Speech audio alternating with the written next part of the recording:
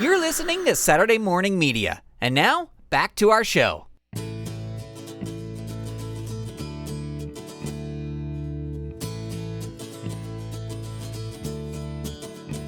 Here we go.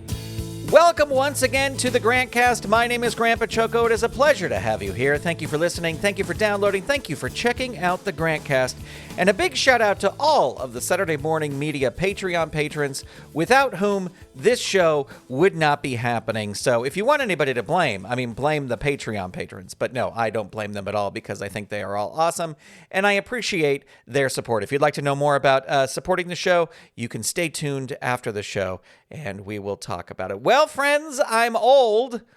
The other day, and this is not going to get graphic, but as I was getting out of the shower, I wrenched my back. Now, here's the thing. I've wrenched my back before. Being a puppeteer, I think it's something you get used to.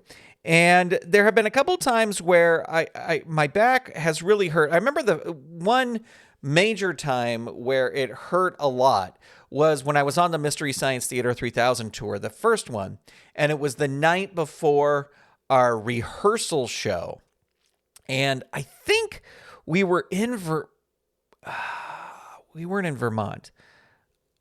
Maybe it was the second tour. I don't know. Anyway, I just remember that I hurt my back and I went to dinner with Joel and the streets were like cobblestones, and every step I was like, and so I found a like a CVS, and I got like icy hot packs and all that kind of stuff. And I have this really great routine where if that happens to my back, I take 2 Aleve, and then I lay on the floor with my feet. But my legs up on a chair. So like, you understand what I'm saying? On the seat of the chair. So I'm laying, my back is on the floor, and then it's like I'm sitting reverse in the chair. My back is on the floor and my feet are up on the chair, and that will work. That will really loosen up my back. It's been great. But what happened was I was getting out of the shower, I was drying off, and I wrenched my back so hard that my eyes watered and I felt like I was going to throw up. This was the worst one by far. And just instantly I was like, I don't know how I'm going to get dressed. I'm going to need to figure out a way to get dressed because this hurt so bad. I was able to. And the next morning I did one of those teleconferences where you do like the you talk with a doctor, and I was able to get some muscle relaxer. So that worked. That was good. Although I was told I could not drive when I was on the muscle relaxer because it could make you drowsy. But that was fine because I wrenched my back, I think, on a Friday night. So Saturday, and by Sunday I felt pretty good, and I was able to do Toily's live stream and stuff. But that was a rough one. That was a really bad one. So don't get old is basically my advice. But speaking of old, the whole reason I wanted to come on here to tell you today is to confess that I can't type. I don't know how to type. I don't do the, ASDF. I actually had to look at the keyboard just then to know the proper letters on here. And I was talking to my wife about this today because my wife loves to type. My wife is just constant typer, always typing things. There is a bit of a weird thing because Harvey is deathly afraid of the typewriter. He doesn't like the noise. So he will just run to my side wherever I am because he does not like the typewriter. But I do not type. Now, I do a lot of stuff on the computer and I can type okay. And I was thinking about this today, and there's a reason why I can't type. And that is because they taught me to type in school. Now, Grant, wait a minute. If they taught you to type in school, what do you mean you don't know how to type? Here's the thing. Ever since I was a young child, a little kid, early 80s, my aunt, Auntie Dorothy, my great aunt, my grand aunt, as she would want me to say, my grand aunt, Auntie Dorothy, would she has a computer. She was a school teacher. She was on the front line of personal home computers. And this is where my love for Apple comes. I know people don't like Apple, but it's a long time ingrained in me to have an Apple computer because Auntie Dorothy had one, and we would play Hodgepodge. I don't know if you remember this game. It was an old Apple II game called Hodgepodge, where you would press a letter and then something that started with that letter would pop up on the screen.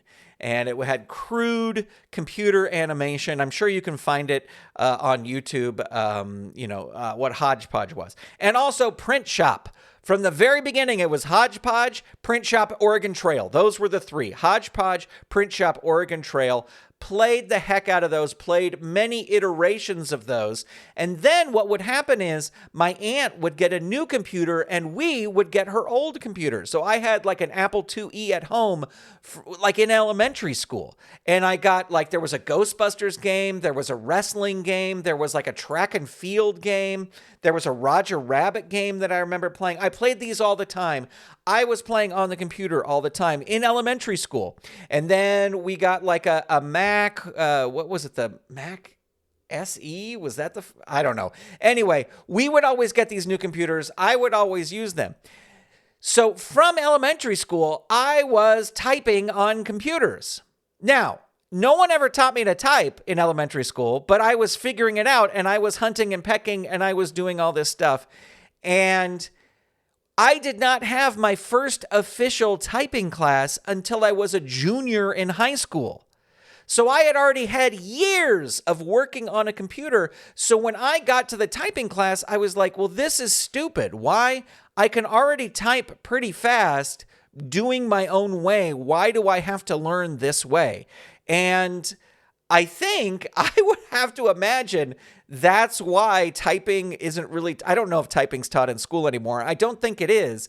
But that's the reason why, is because by junior in high school, you are trying to break habits that have already been deeply ingrained. I probably knew more about using a Mac computer than the teacher who was teaching typing did, right?